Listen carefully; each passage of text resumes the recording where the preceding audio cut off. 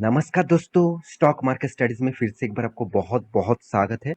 तो आज यहाँ पे मैं बात करूंगा इंडिया के एक पॉपुलर सीमेंट कंपनी के बारे में। देखिए, पॉपुलर सीमेंट कंपनी के बारे में बात करूँ तो सीमेंट इंडस्ट्रीज में बहुत सारे कंपटीटर है, बहुत सारे। और सीमेंट इंडस्ट्रीज देखा जाए तो एक ऐसे कंपनी है, ऐसे सेक्टर है जो सबसे ज्यादा कम मार्जिन में काम करते हैं, सबसे ज्यादा कम मार्जिन में काम करते हैं। हाँ, आप कहेंगे सर एफएमजी सेक्टर भी तो कम मार्जिन में काम करता है। बिल्कुल, आपके बात भी सही है। जहाँ पे कंपटीटर ज्यादा है वहाँ पे मार्जिन भी कम हो जाएगा उसका प्रोडक्ट के हिसाब से। देखिए, सीमेंट इंडस्ट्री जो है वो दो तरीके से अलग अलग किया गया है। एक लार्ज टाइप, मतलब लार्ज टाइप सीमेंट इंडस्ट्रीज, और दूसरा मिड एंड स्मॉल कैप, मतलब स्मॉल कैप टाइप इंडस्ट्रीज। तो आज मैं जिसके बारे में बात करूंगा वो medium and small cap type industries है, जो इंडिया के थर्ड लार्जेस्ट सेक्टर है। मतलब इस इंडस्ट्रीज में कंपनी थर्ड लार्जेस्ट कंपनी है। तो कंपनी कौन सा है, कंपनी का नाम कौन सा है, कंपनी में क्यों आज मैं वीडियो बना रहा हूँ, और साथ ही साथ कंपनी में एक बहुत बड़ा गुड अनाउंसमेंट किया, और कितने बड़े इन्वेस्टर इस कंपनी के ऊपर सबसे ज्यादा इन्वेस्टमेंट करके रखा है, उसी के बारे में भी बात करूंगा। तो वीडियो को पूरा देखिए। और अभी तक अपने इस चैनल को सब्सक्राइब नहीं किया तो जरूर सब्सक्राइब कर लेना, क्योंकि आपको daily basis stock market information update इसी चैनल के माध्यम से कंटिन्यूअसली मिलता रहेंगे। तो चलो देख लेते हैं आज के स्टॉक के बारे में।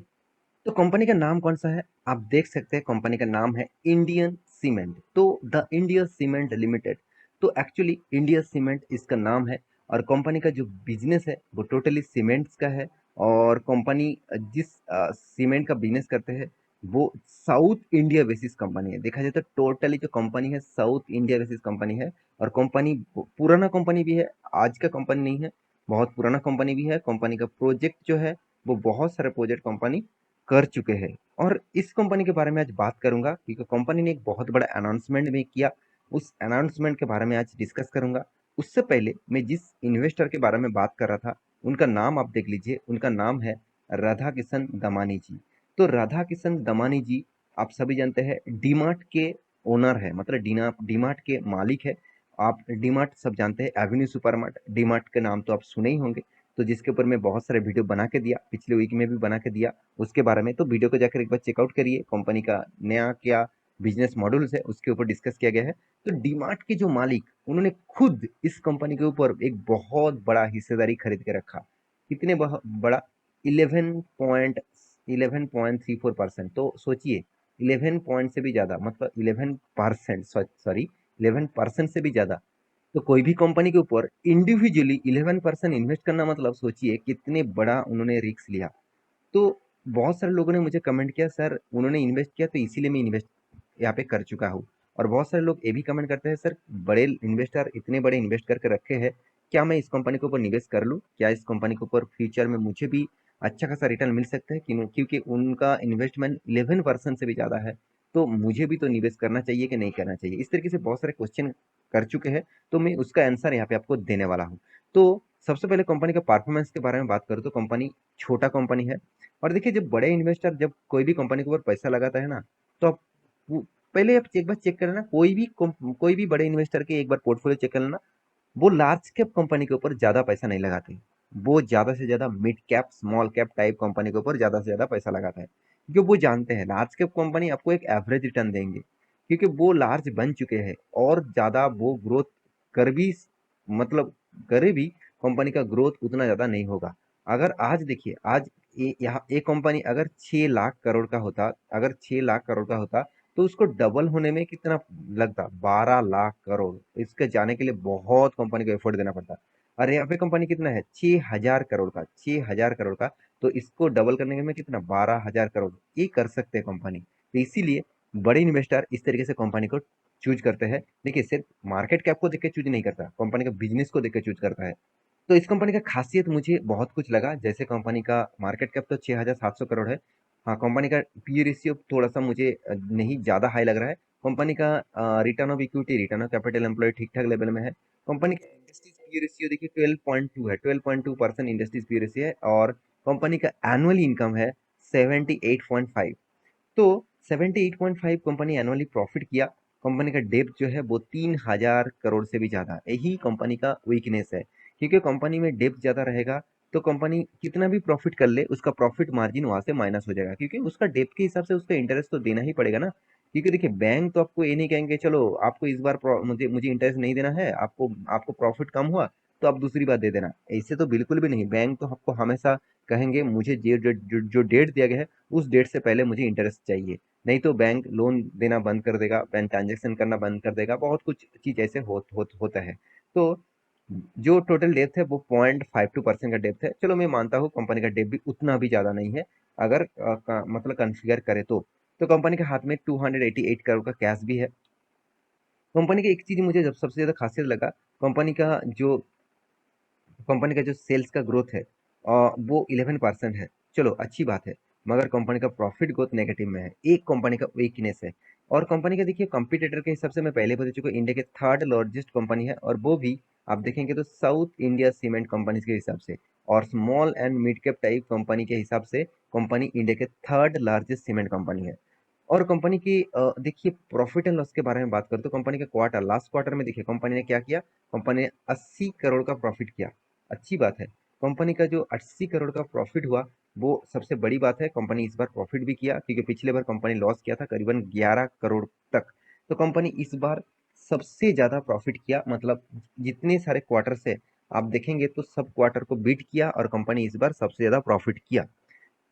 अगर आप देखेंगे कंपनी के साल भर की रिपोर्ट, तो देखिए यहाँ पे साल भर की रिपोर्ट में कंपनी कंटिन्यूसली प्रॉफिट को मेंटेन कर रहा है। पहले तो कंपनी एक दो बार कंपनी लॉसेस भी किया था, 200 करोड़ का 3 करोड़ का लॉसेस किया था, अभी वो कंपनी प्रॉफिटेबल बिजनेस में चला आया है। और और यहाँ पे आपको क्या करना होगा, कंपनी का जो डिटेल्स है, इंटरेस्ट डिटेल्स आप देखेंगे तो कंपनी का इंटरेस्ट ज्यादा देना पड़ रहा है, क्योंकि देखिए कंपनी का जो सेल्स है आप देखेंगे तो लास्ट मतलब सालों में कंपनी 4,800 करोड़ का सेल किया, उसके साथ कंपनी के एक्सपेंस देखिए 4,300 करोड़ का हो गया।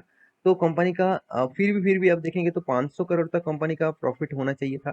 तो 500 करोड़ कहाँ पे चला गया, देखिए 480 करोड़ के आसपास कंपनी का ऑपरेटिंग प्रॉफिट है, मतलब टैक्सेस, एक्सपेंस या सॉरी टैक्सेस और इंटरेस्ट इसको माइनस करने से पहले ही कंपनी का मतलब टोटल प्रॉफिट है, ऑपरेटिंग प्रॉफिट 484। उसके बाद कंपनी के इंटरेस्ट ज्यादा देना पड़ गया, उसके साथ कंपनी का टैक्सेस भी ज्यादा देना पड़ गया, तो इसी के कारण कंपनी का प्रॉफिट मार्जिन कम हो गया 78। यही मैं आपको बताना चाहता हूँ। देखिए जब छोटा कंपनी है ना, वो छोटा कंपनी क्या करते हैं, कंपनी काम तो अच्छा करता है, कंपनी बिजनेस अच्छा मतलब कर लेते हैं, मगर वो इतनी ज्यादा लोन ले लेते हैं, ज्यादा से ज्यादा कंपनी, तो उसमें लोन मतलब चुकाने के लिए इंटरेस्ट चुकाने से मतलब कंपनी का प्रॉफिट मार्जिन हमेशा कम हो जाता है। अगर कंपनी का आप बैलेंस शीट के बारे में बात कर चुका हूँ मैं, हाँ बैलेंस शीट के मैं बारे में बात करूँ तो कंपनी का रिजर्व, तो आप देखेंगे तो कंपनी का रिजर्व ऑब्वियसली बढ़ते जा रहे हैं, 3,600 करोड़ था, अभी बढ़ चुके हैं 5,600 करोड़ तक। और कंपनी का जो कर्जा है आप देखेंगे तो कंपनी का कर्जा भी बढ़ते जा रहा है। एक चीज मैं आपको और भी यहाँ पे बताने वाला हूँ, कंपनी ने आपको रिटर्न बहुत शानदार दिया, ऐसे नहीं कि कंपनी रिटर्न नहीं दिया, कंपनी अच्छा खासा यहाँ पे रिटर्न भी आपको दिया है, 3 साल में और 1 साल में। अच्छा खासा रिटर्न 40% तक 3 साल में, और 1 साल में करीबन 35% तक। तो एक कोई छोटा मोटा रिटर्न मत समझ लेना। और एज ए कैश फ्लो के हिसाब से बात करें तो कंपनी के कभी भी नेगेटिव कैश नहीं आया, मतलब कंपनी जो माल बेच रहा है उसके हिसाब से कंपनी के हाथ में पैसा भी आ रहा है। तो ये एक अच्छी बात है, जब कंपनी के हाथ में ऑपरेटिंग जो कैश है, ऑपरेटिंग जो एक्टिविटी है, अगर वो हाथ में आए तो एक बहुत बड़ा अपॉर्चुनिटी बनते हैं कंपनी के लिए। हाथ में अगर कैश ना हो तो कुछ भी संभव नहीं है। माल आप जितने सारे बेच सकते हैं, अगर आप उधारी में लोग माल आपका ले लेंगे और आपको पैसा नहीं देंगे तो लॉसेस आपका ही होगा। तो कंपनी के इन्वेस्टर के बारे में बात करूं तो इन्वेस्टर देखेंगे तो प्रोमोटर प्रोमोटर के पास कितना 28% होल्डिंग है। और यहाँ पे देखेंगे तो एफ के पास कितना 13% होल्डिंग है। डीएस के पास कितना 7.69% का होल्डिंग है। और पब्लिक के पास कितना 50% तक होल्डिंग है। इस 50% में आप देखेंगे तो यहाँ पे देखिए राधा किशन दमानी जी, तो राधा किशन दमानी जी के पास कितना 11% का 11 मतलब 11.34% का टोटली हिस्सेदारी है। तो मैं जरूर कहूंगा राधा किशन दमानी जी ने और मतलब उनके मतलब उन्होंने जो इन्वेस्टमेंट करके रखा, इसके हिसाब से आप निवेश मत करिएगा। आपको कंपनी के ऊपर भरोसा है, कंपनी का परफॉर्मेंस के ऊपर भरोसा है, तभी आप निवेश करिएगा, नहीं तो आप एंटर मत होइए।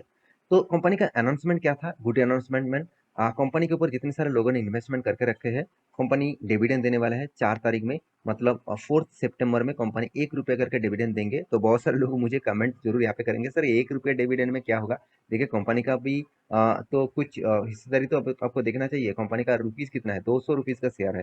तो ₹200 शेयर में आपको ₹1 डिविडेंड दे रहा है, कोई खराबी नहीं है। आपको ₹1000 शेयर में भी बहुत सारे कंपनीज़ ₹1 डिविडेंड देते हैं। तो मेरे हिसाब से कंपनी छोटा है, तो इसलिए डिविडेंड भी छोटा है। छोटा मत समझ लेना। बहुत सारे लोगों के अगर मान के चलिए किसी के पास 200 शेयर है, तो उसको ₹1 करके तो ₹200 भी मिल जाएगा ना। तो ये बात आपको सोचना चाहिए। तो छोटा भी है, फिर भी आपको मतलब डिविडेंड कंपनी दे रहा है। तो आशा करता हूँ इस कंपनी के सारा इन्फॉर्मेशन आपको मिल चुका है। कंपनी के जो जो ग्रोथ आपको पिछले दिनों में दिखा, आप देख सकते हैं 4% तक कंपनी ने रिटर्न दिया। तो कितना शानदार, खराब सिचुएशन में भी कंपनी पॉजिटिवली ग्रोथ किया। तो मैं इस कंपनी के ऊपर लॉन्ग टर्म विजन के लिए जरूर आपको सोचना चाहिए। शॉर्ट टर्म विजन में कुछ भी नहीं हो सकता है। और हाँ, इस तरीके से कंपनी के ऊपर ज़्यादा निवेश मत करिएगा, क्योंकि रिक्सी कंपनी है। रिक्सी कंपनी आपको मतलब करोड़पति बना भी सकते हैं और रोडपति भी बना सकते हैं। तो आशा करता हूँ सारी जानकारी आपको मिल चुका है। मेरे वीडियो कैसे लगा जरूर कमेंट करना। इसी तरीके से वीडियो पाने के लिए चैनल को सब्सक्राइब भी करना। तो मिलते हैं नेक्स्ट टॉक लेके। तब तक के लिए अच्छे से रहिए, अपने ख्याल रखिए। Bye bye.